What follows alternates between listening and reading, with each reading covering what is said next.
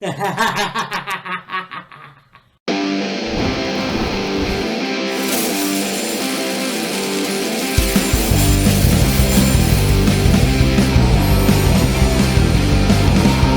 said, she'll take me anywhere, she'll take me anywhere, as long as she stays with me. She said, she'll take me anywhere, she'll take me anywhere, as long as I stay queen. Yes, yes, Molly's lips. Yes, yes, Molly's lips. Yes, yes, Molly's lips. Yes, yes, Molly's lips.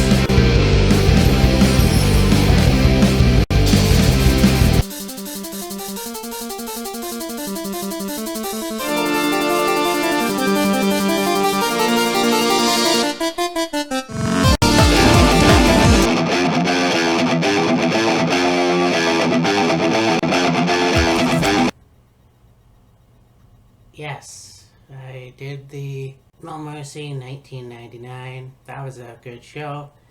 And now let's go to the year after that, 2000. This was actually pretty cool. And I mean, and you look at what happened to Survivor Series, you have Austin being run over by a truck. It turned out to be Rikishi. Obviously, he did it for The Rock. But yeah, he was hired by Triple H to do it, and yeah, basically, Rikishi became a heel for a while, and yeah, Austin will get his revenge on this night. So.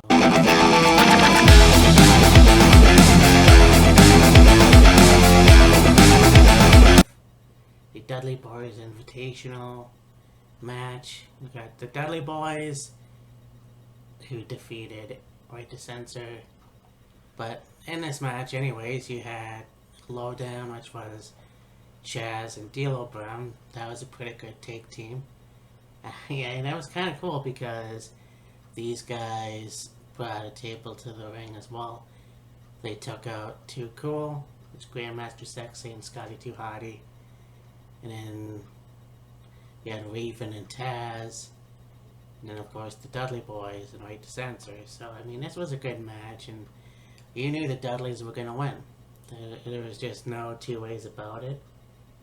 And, yeah, this was actually one of those things where, you know, coming in from ECW, and they would be one of the best take teams, well, not just in WWF, but all over.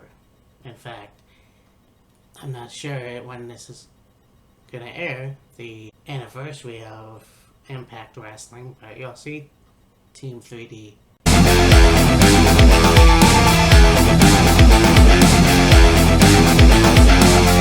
Actually, APA and Lita, interesting pairing. They defeated TNA, Test, and Albert. Trish Stratus in a no contest, unfortunately. That's the way it was. Yeah, I mean, this was cool as well, and I think that you have Trish and Lita with their feud, and, you know, of course, the Acolytes and TNA with their feud, and I don't remember that one, but obviously Trish and Lita, you know, go all the way back to 2000. Even now, well, Lita's no longer in a company as of this moment, but I mean, Trish Stratus being still in WWE and one of these wrestlers of the past that still have it. And I know Lita does too, but I mean, when she comes back, we'll see what happens.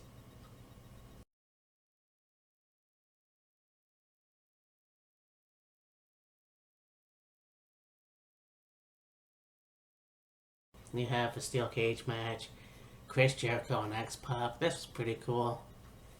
You have Chris Jericho, who did the Walls of Jericho on X-Pac on top of the cage. And that's when he actually was set free. You thought he was going to leave, and then somehow Chris Jericho snuck out the front and, yeah, won the match. this was a pretty good match, and they had a pretty good feud as well. Yeah. You have Right to Censor, Val Venus and Steven Richards, who defeated China and Billy Gunn. And this match was pretty interesting too. You had Eddie Guerrero get involved somehow. And yeah, you thought that China and Billy Gunn were going to win, but I think that at this time, Right to Censor was that team. That stable rather. Which, you know, if they were around today, it'll probably be more.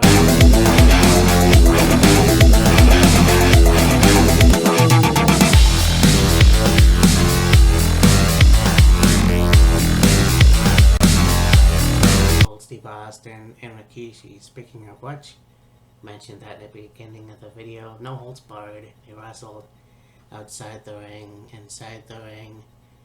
You know, Austin chased Rikishi outside and gave him a taste of his own medicine in some way. But Steve got arrested. It just kind of was like, okay, he came in with the truck, whipped Rikishi's ass, and then that happened.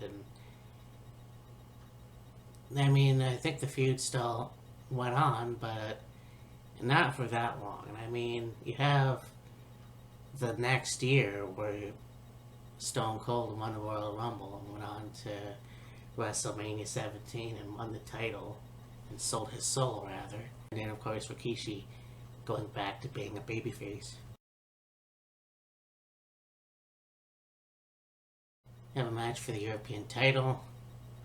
William Regal defeated Naked Midian. Don't know too much about this match, but obviously William won. And so, I mean, that was cool. I'm not sure why they did the Naked Midian thing. I mean, obviously you had Midian at the Ministry stable, and Naked Midian, I'm not quite sure what that was about. And obviously Phineas Godwin right before that, which I thought was pretty cool as well.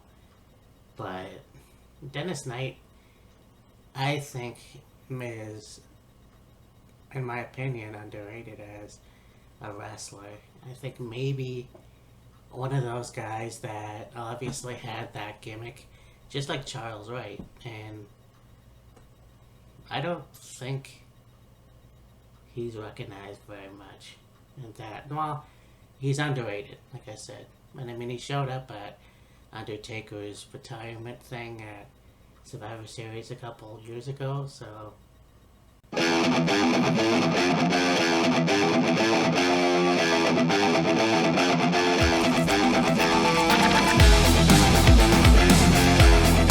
Now I have a tag team match for the WWF titles. You have Los Conquistadors, Uno and Dos, who defeated the Hardy Boys, who were the champions, and Hardy Boys really tried to take those masks off. We all knew it was Edge and Christian, but anyhow, they pulled out the win. I know there was at some point where the masks were pulled off, revealing Edge and Christian, but both these teams had a very good feud leading into the next year.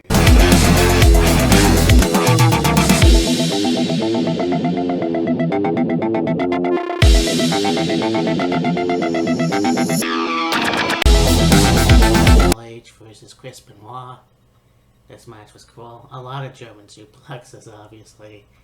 You know, Triple H tried to get his. You have Stephanie get involved. She came in and she slapped Chris, who was on the ropes, and that had Triple H deliver the pedigree for the win. And yeah, it was an interesting way to lose.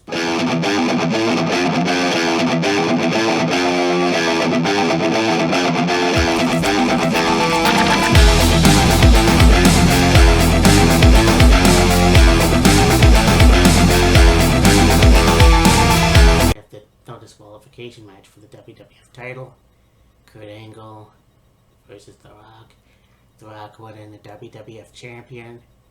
And of course, at that time, you have Kurt Angle, who was managed by Stephanie McMahon Helmsley.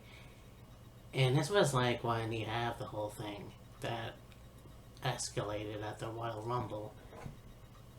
And it was, of course, Triple H and Kurt Angle and all of that. That would have led into 2001. And it was like, yeah, they had a kind of back and forth thing. Kind of like the, at the time, modern day version of Elizabeth and Macho Man and Hogan. Yeah. So anyways, this was a good match. You know, once again, Triple H got involved. Then you have Rikishi bandaged up. He got involved. But in the end, it was Kurt Angle who became the first ever WWF champion. And it was interesting because it was brought up a while ago at the Broken Skull session that Kurt Angle's celebrating down the ramp in tears and he's got snot in his nose. I never saw it up until it was pointed out, obviously. This was a good pay-per-view, and it's one of those things where it's like, I'm not quite sure where to go from here. Because, I mean, I'm at least going to do one more, but I'll have to think about it anyways.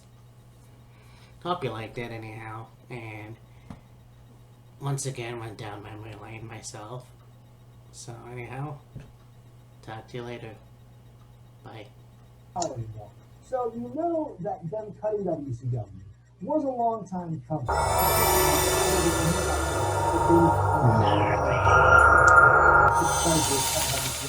don't think that's the case at all. I mean, you look at some of his earlier interviews, like